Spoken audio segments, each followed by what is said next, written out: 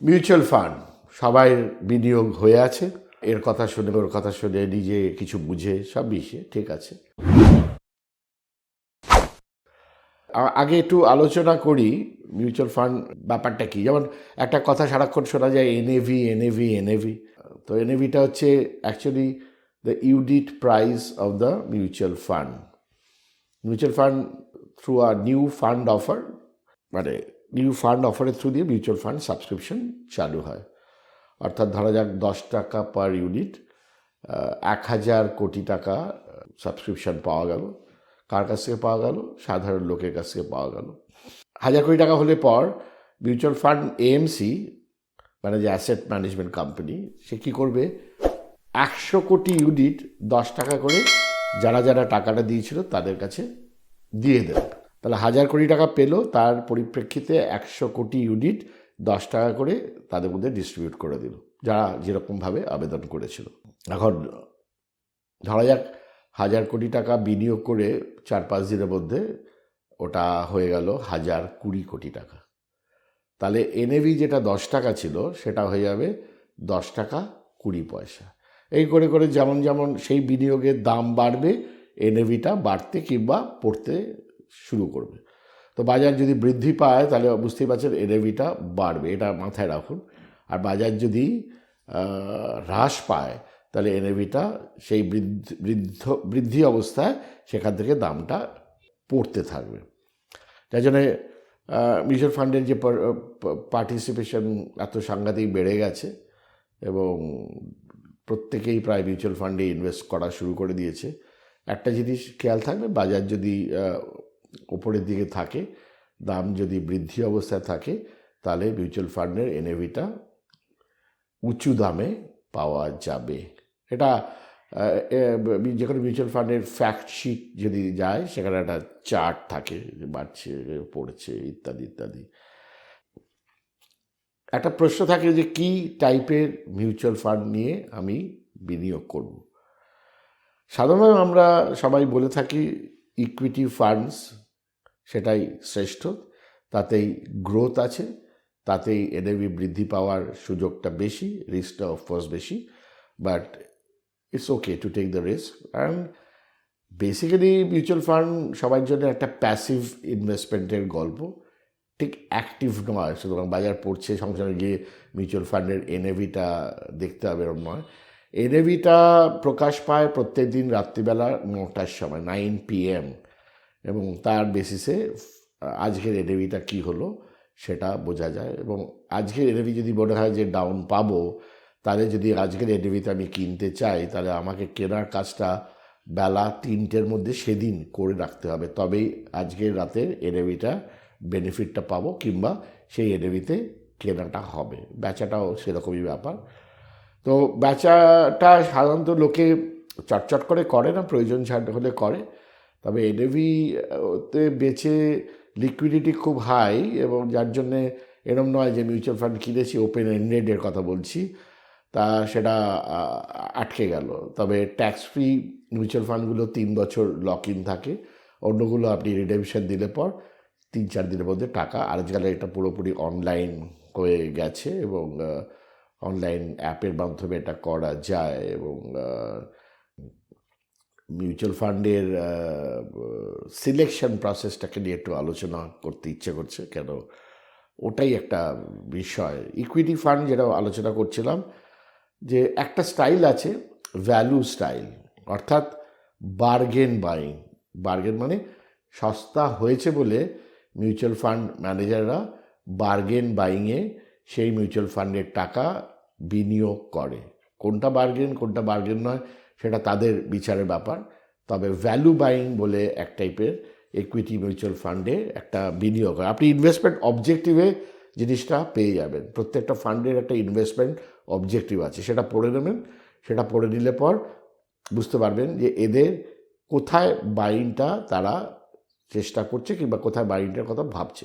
Not that আমি দেখেছি ভালো করে যে সবসময় যে ওদের ভ্যালু বাইংয়ের সাথে আমার ভ্যালু কনসেপ্টটা মিলছে তা নয়, বাট আমি তো অনেক নগণ্য ব্যক্তি, ওদের অনেক বড় রিসার্চ টিম আছে, তারা অনেক জিনিস ডিটেলসে দেখছে। আমি হয়তো অত ডিটেলসে দেখছি না বলে আমার হয়তো ভ্যালু খুঁজে পাওয়া যাচ্ছে না, সেটা অন্য কথা। বাট ভ্যালু বাইংটা যদি ইনভেস্টমেন্ট অবজেক্টিভ হয়, তাহলে বিটেন ডাউন ভ্যালু, যার মধ্যে দামটা অনেক সস্তা, সেই টাইপের ইনভেস্টমেন্টস তারা করে।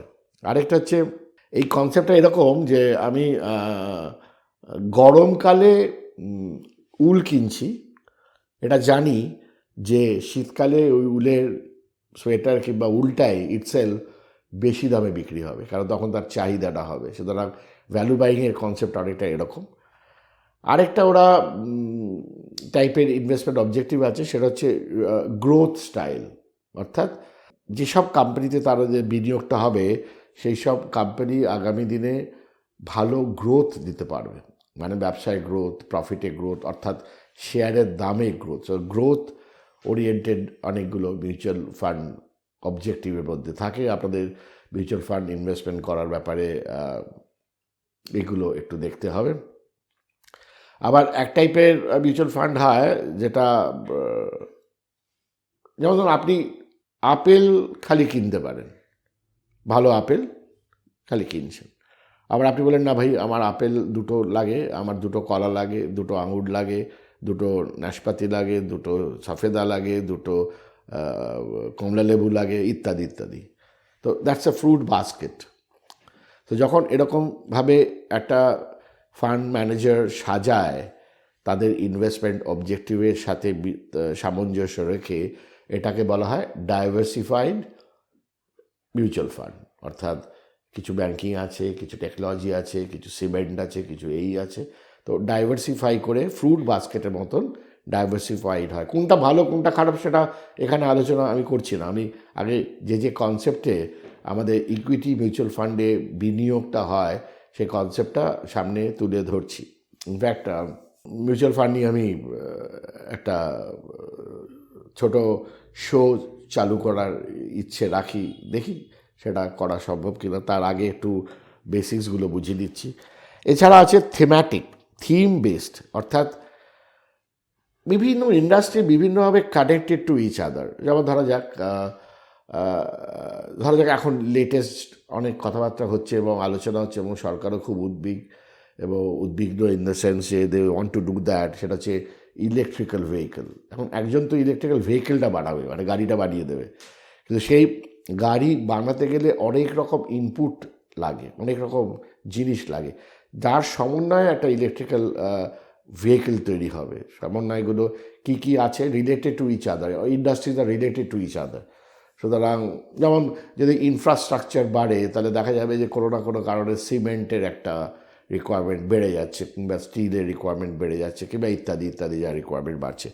সো এটা থিম্যাটিক ফান্ডরা এরকম টাইপের থিমগুলোকে বোঝার চেষ্টা করে যে এটা হলে পর। এক সময় 2020-তে আমার মনে হয় pharma was a thematic understanding because of Covid, আর তার জন্যে হসপিটাল আর ডায়াগনস্টিক সার্ভিসেস ইত্যাদি। তো that becomes a theme at that point of time, এবং সেই থিম্যাটিক ফান্ডে হয়তো ওটা ইনভেস্টমেন্ট অবজেক্টিভ থাকে। কারণ হয়তো থিম হলো যে না, আমি ন্যাসড্যাকের অমুক অমুক কোম্পানি টপ অফ টেকনোলজি থিমের মধ্যে রাখবো, সেগুলো তাদের ইনভেস্টমেন্টগুলো ওই আমেরিকান ওই টাইপের শেয়ারগুলোতে থাকে। থিম্যাটিক ফান্ডগুলো যদি ঠিকঠাক থিম পছন্দ করা হয়, তাহলে বেশ ভালো রিটার্ন দেয় বলে আমার ব্যক্তিগত বিশ্বাস। এছাড়াও ইন্টারন্যাশনাল ইকুইটি ফান্ড আছে, যে ফান্ডগুলো ভারতবর্ষের শেয়ার কোম্পানিগুলোতে না বিনিয়োগ করে পিওরলি ইন্টারন্যাশনাল বিভিন্ন কোম্পানিতে বিনিয়োগ করে। কিছুটা অর্থে থিম্যাটিক, বাট এদের থিমটা রেস্ট্রিক্টেড টু ইন্টারন্যাশনাল ইকুইটি। এরকম অনেকগুলো ফান্ড আছে, আপনারা ওয়েবসাইট ঘাঁটলে পাবেন। আমি এক একটা করে ফান্ড নিয়ে আলোচনা করব। আমি যেটা বললাম একটু আগে যে শো চালু করছি, তো বিভিন্ন ফান্ড আলাদা করব। এই যে করছে, depending on the size of the company, এগুলো আবার সাব ক্যাটেগরি হতে পারে।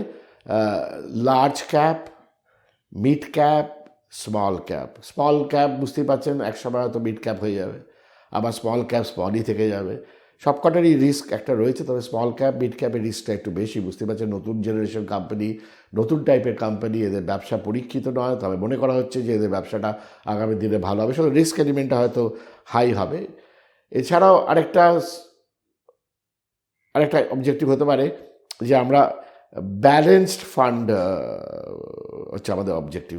ব্যালেন্স ফান্ডে মোটামুটিভাবে রাফ বলপাক ফিগার 65% ইকুইটি হয়, বাকিটা ডেট মানে হচ্ছে যে ডেট পেপার্সে ইনভেস্ট হয় এবং সেগুলো রিটার্নসগুলো আমরা জানি ওই 6.6% মতন রিটার্ন, আর 65% থাকে equity-তে, depending on how the equity is there. Actually ইকুইটিটা ফুল এক্সপোজার না দিয়ে রিস্কটাকে একটু কমানোর জন্য একটা বাকি 35% ডেট ফান্ডে রাখা হয়। সুতরাং সেই অর্থে fund can't be aggressive, but it is reasonably safe, one could say. এছাড়াও যেটা হয় সেটা হচ্ছে যে অনেকে মাল্টি ক্যাপ বা ফ্লেক্সি ফান্ড অবজেক্টিভ হয়।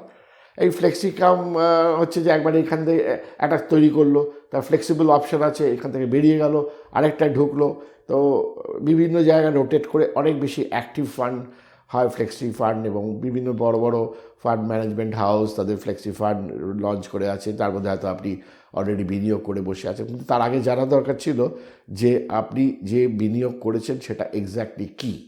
জাস্ট একটা নাম পড়ে বিনিয়োগ করে, যেটা আমি সবাইকে দেখি আমি যখন মিউচুয়াল ফান্ড নিয়ে তাদের সাথে আলোচনা করি, র্যান্ডাম একটা কোনো পার্টিকুলার ফান্ড হাউসকে পছন্দ করেছে, তার যতগুলো আছে কিনে নিয়ে বসে আছে, আমাকে দেখাচ্ছে।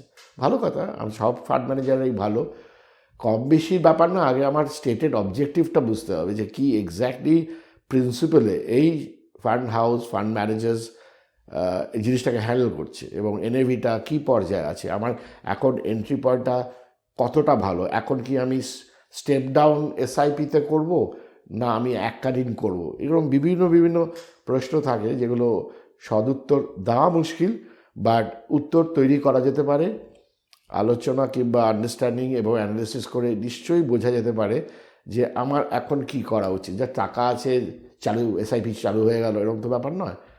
কত টাকা আছে, কত টাকার এসআইপি করবে, কতটা এসআইপি বাড়াতে পারবে, এসআইপি কম করলে পর ওইটা কম এসআইপি যেটা করা হলো তাদের টাকাটা যেটা বাঁচলো সেটা অন্য কোনো এসআইপি চালু করা যায় কিনা, ইত্যাদি সব মিশিয়ে ব্যাপারটা ভাবতে হবে। এটা হচ্ছে মিউচুয়াল ফান্ডের একদম প্রথম সহজ পার্টটা আজকে করিয়ে দিলাম। এরপরে আরও কঠিন পার্ট বলবো না, আরও বেশি পার্ট 1, পার্ট 2, পার্ট 3 করে মিউচুয়াল ফান্ড চর্চাটা জারি রাখবো, যাতে এটা আপনাদের উপকারে আসে। অ্যাটলিস্ট আপনারা স্বনির্ভর হয়ে ভাবতে পারবেন যে আমার মিউচুয়াল ফান্ডটা এখন যেটা রয়েছে সেটা একবার অ্যাসেসমেন্ট করা দরকার কিনা, রিঅ্যাসেসমেন্ট করা দরকার কিনা, কোনো শিফট করার দরকার কিনা, কোনো চেঞ্জ করার দরকার, এত রিটার্ন পেয়েছি সেখানে রিটার্নটা কোথায় বুক করা উচিত কিনা, ইত্যাদি। আশা করি মিউচুয়াল ফান্ড ব্যাপারটা প্রথম এপিসোডটা পছন্দ হলো। মিউচুয়াল ফান্ড সম্বন্ধে আমি যেটা বললাম, আরও কন্টিনিউয়াস শো শুরু করার চেষ্টা করব, সেশন চালু করার চেষ্টা করব, আর দেখা যাক মিউচুয়াল ফান্ড নিয়ে আর কী নতুন করা যায় সেগুলো সব জানতে পারেন। ধন্যবাদ।